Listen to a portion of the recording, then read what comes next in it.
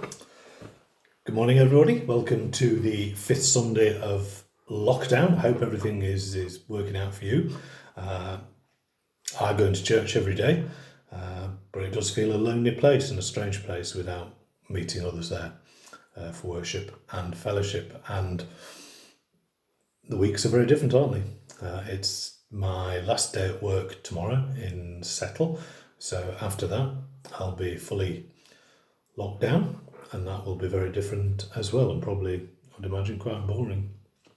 Also, there's a looming crisis this week because I think I'm going to have to try and do something with this, and the prospect of cutting the hair on my own is, well, it's a mess now. It'll be even worse by next Sunday. Watch this space. Also this week we had a chapter meeting. That's a meeting of the local clergy by the Zoom video app, and there were 10 of us talking about how we were finding life at the moment, and pretty much the same, pretty much doing the same things, some of them far better with IT than I am, but also that we haven't got many funerals between us, and it looks like the churches are being bypassed at the moment for many good reasons, and most funerals going direct to the crematorium.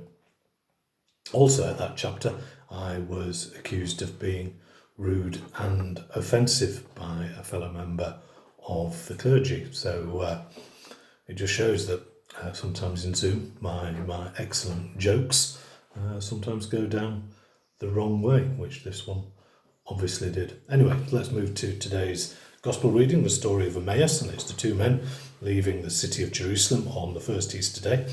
They've seen Jesus die, they've heard rumours that he'd been risen from the dead, and now they're returning to a village outside Jerusalem.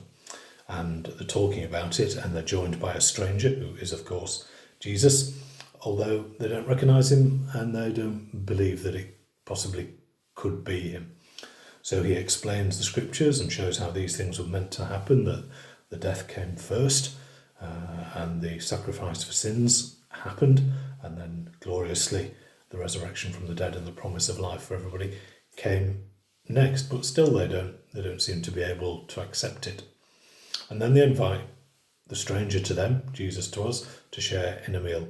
And very deliberately during this meal, Luke uses the same Greek phrases, Greek words that he used for describing the Last Supper, the first act of communion.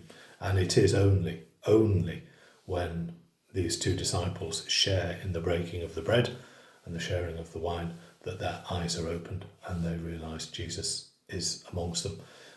And Luke is telling us that it's only in the fellowship of the church where the full power of the Holy Spirit can be found, and it's only the Holy Spirit that enables us to believe and live Christian lives. And so we do miss church. We miss it because there are some things we can't do on our own. We can't cut our own hair, as I will display next week. Some of our best jokes fall flat over video when it would be far better in a group. We need to be able to meet together, to share together, to take communion together, because it is in that communion that the Holy Spirit brings Jesus to our side. So let's hope that we can worship together again sooner. If you do need other types of worship, then we're well provided for in the diocese.